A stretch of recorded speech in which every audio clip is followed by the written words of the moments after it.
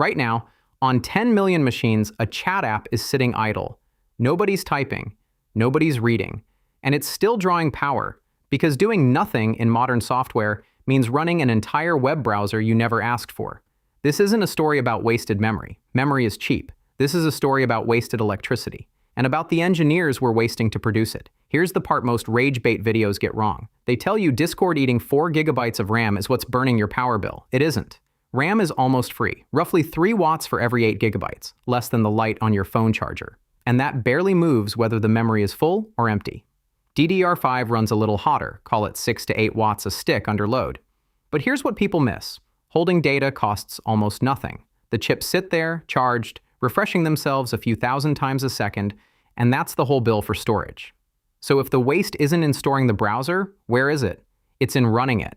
Every Electron app ships its own complete copy of Chromium, not a shortcut to the browser you already have. Its own JavaScript engine, its own GPU compositor, its own networking stack, its own little army of sandboxed subprocesses. And here's the part that costs you. A browser is never truly idle.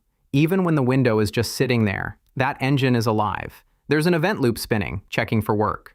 There are timers firing on intervals you never set. There's request animation frame, the browser's heartbeat, waking up 60 times a second to ask whether anything on screen needs to be redrawn. Even when the answer is no, there's a garbage collector walking through memory, deciding what to free. There's a GPU process holding a compositor surface ready. There's inter-process communication, each message a small interrupt that pokes the CPU awake. None of these are bugs. This is what a browser is. It was built to render the unpredictable chaos of the open web at 60 frames a second, and it never stops being ready to do that. Walk through a single second of that idle life. The event loop ticks, looks for work, finds none, and still pays for the looking. A timer you never set fires a callback that checks a condition and returns, having changed nothing, having cost something. Request animation frame wakes and asks the same question 60 times. Did anything on screen change? 60 times the answer is no. But the asking is the work. The frame got composited, the layout got checked, the comparison got computed, and then thrown away. Somewhere in there, the garbage collector decides this is a fine moment to walk the heap, right as you were about to leave the machine alone. That is what idle actually means. Not sleep. A guard, fully awake, pacing an empty room, because the room might fill at any instant and the guard was hired to never be caught off guard. Now take that one idle app's wasted cycles, a few hundred wake-ups a second, a repaint that didn't need to happen, a garbage collection pause, tiny, invisible on your machine. Now multiply it. By every Electron app on every machine on Earth. That's the number, not megabytes, megawatts. And it's getting worse, not better. By late 2025, the industry hit the year it could no longer pretend memory was infinite. RAM prices started spiking. The AI boom is eating the world's memory supply. Every data center training a model wants the same chips you want, and they have deeper pockets. So the one resource we treated as free just got expensive. The whole premise was, don't optimize, RAM is cheap. That premise is quietly expiring, and the apps already know they have a problem. Discord shipped a feature that watches its own memory usage in the background. The moment the app crosses 4 gigabytes, 4 times what it claims to use, and it thinks you've stepped away from your desk, it quietly kills itself and reboots. It saves your drafts. It restores your channels. It happens once, then the clock resets for 24 hours. Sit with that. The fix for software using too much memory was not to use less memory. It was to wait until you weren't looking. Turn it off and on again and hope the number looked better when you came back. That's not a fix, that's a confession. And Discord isn't the villain here. It's the honest one. Teams, Slack, WhatsApp, Spotify, Notion, same architecture. We took the single most resource-hungry consumer program most people run every day, the web browser, and made it the default container for everything. One of you put it in the comments better than I could. A to-do list that could have been a plain text file now charters a 747 to deliver a single postcard. That's the most honest technical description I've seen of what Electron actually does. And those 10 million idle machines from the opening, each one has a Discord, a Slack, a Spotify. Each one is paying this tax right now, on electricity it will never see on its bill, because the bill went to the grid. That's the trick of an externality. The cost didn't vanish. It got cut into 10 million tiny flights, and every single one is small enough to look free. Your share is a rounding error you'd never notice on a statement. Nobody sees the total because the total never arrives anywhere as one number. It arrives 10 million times, fractionally, below the threshold where anyone bothers to care. But a grid doesn't experience it that way. A grid has to hold up a floor. Engineers call it baseload, the minimum amount of generation that has to be running constantly, day and night, just to keep the lights from flickering.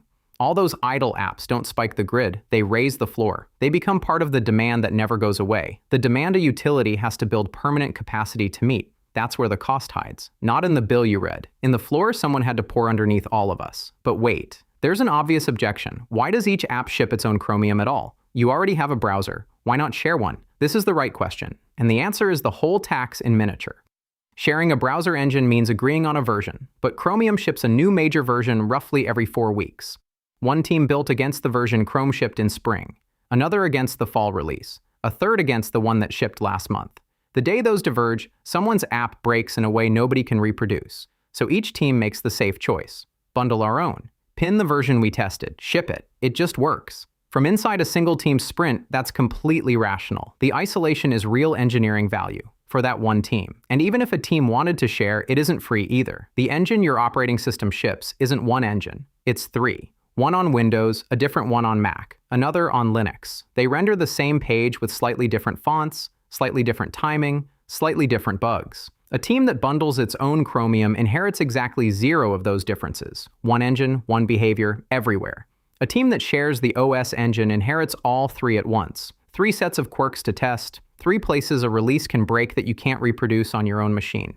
So sharing doesn't remove the work. It trades a known cost you control for an unknown cost you don't. Seen that way, the bundle isn't lazy. It's the responsible choice for that one team in that one sprint, which is the whole problem in one sentence. No individual decision here is irrational. The aggregate is still absurd. Here's the trap. Every team making that same rational choice produces a globally insane outcome. 1,000 near-identical copies of the same 150 megabyte browser, each one its own running engine, each one warming its own slice of the planet. No single decision is wrong. The aggregate is absurd. The cost was never on any one team's invoice. It was externalized, smeared across every user's electricity bill and every grid's baseload. So the question isn't just why the machines are burning power. It's why the people building the software never had a reason to care. It's not laziness. We stopped training engineers and started training plumbers. A whole generation learned to connect pipes, never to build them. Why understand how memory is laid out when RAM is free? Why profile a render loop when the deadline is Monday and the sprint board has no RAW for efficiency? Picture the actual scene. The ticket says, add a settings page. A developer pulls it on Monday, installs 3 packages, wires one into another, imports a component library, drops in a form, hooks the form to a state manager. The state manager already talks to the API client somebody else configured last quarter. It compiles, it renders, it works. The pull request gets approved on Friday and the ticket goes green. And nowhere, not in the ticket, not in the review template, not in the stand-up, not in the definition of done, was there a single field that asked, what did this just cost to run? Not a checkbox, not a metric, not even a stray question from a senior. Not because the developer didn't care, because the system around the developer never gave caring a place to land. One of you said it in the comments, paraphrasing, no name, finishing a computer science degree no longer feels like engineering a solution. It feels like wiring together services someone else already made. That thread had nearly 1,000 people agreeing. And I want to be careful here, because this isn't contempt for junior developers. They were handed a discipline that had already decided the hard part didn't matter.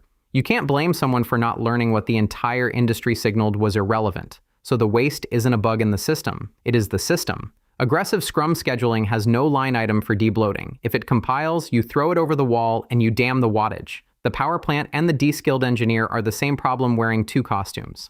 Now, if I stopped here, I'd be doing the exact thing I accused everyone else of. So let me be honest about the other side of the ledger. Electron didn't win by accident. It won because it solved a genuinely brutal problem. Before it, shipping a desktop app meant maintaining 3 separate native code bases: Windows, Mac OS, Linux. A small team could not do it. Electron collapsed all 3 into one, write it once, in the web language every developer already knew, and ship everywhere. Slack, VS Code, Figma's desktop shell, they exist in the form they do because the barrier was low enough to clear. The speed was real. The reach was real. So this isn't a story about stupid people making bad software. It's a story about a rational trade that was never repriced. The convenience was charged to the developer's calendar. The cost was charged to the planet's grid and to the engineer's craft. The trade made sense in 2014. The bill is coming due in 2026. So is there a way out that's more than a complaint? Yes, and it's measurable.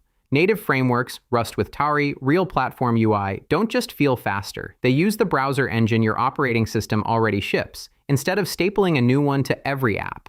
They draw a fraction of the CPU. A fraction of the CPU means a fraction of the watts. And a fraction of the watts, multiplied across millions of machines, means real power plants that never have to spin up. And let's be honest about what native means, because it isn't a magic word. A badly written Tari app can waste cycles just like an Electron one. The framework is permission to do better, not a guarantee that you did. The discipline matters more than the logo on the box. There are other routes too. A progressive web app sharing the browser you already have open. A properly scoped system web view. In some cases, a real platform native binary. None of them are silver bullets. What they share is a direction. Lower the floor, ship less. Run fewer cycles per idle second. And remember what lower the floor means at scale. A continent of devices each drawing a few watts less all the time is not a feel-good gesture. It is generation capacity that simply never has to get built. Power plants that don't get permitted. Substations that don't get poured. The intervention isn't dramatic, it's structural. It just happens upstream of anywhere a user would ever see it. When Bun rewrote from Zig to Rust, it wasn't about benchmark numbers for bragging rights. It was about refusing to pay the tax. Choosing a compiler that makes waste visible before it ships. This is the sentence to keep. Every megabyte you don't ship is a render you don't run, is a watt you don't burn. Efficiency stopped being a craftsman's vanity. It's an environmental position now, and a professional one. The plumber connects what exists. The engineer is the one who can rebuild the pipe so it leaks less. That skill didn't become obsolete, it became scarce. And scarce is valuable. I want to be straight about something. I have shipped bloated software. Not because I didn't know better. I did. I profiled it, I saw the wake-up count, I understood exactly what I was doing. And I shipped it anyway because the sprint ended on Friday and the ticket was green and nobody was ever going to put rewrote the render loop in the release notes. The point of this isn't to feel superior to that version of me. It's that once you can see the invoice, you can't unsee it. Understanding the power bill of bloated software is half the picture. But all of this traces back to one architectural decision that looked completely free at the time. The day the industry decided to ship an entire browser inside every app. If you want to see the exact moment that became the default, watch Stop Shipping a Browser, The End of Electron. That's where the tax was born. This video is just the invoice finally arriving.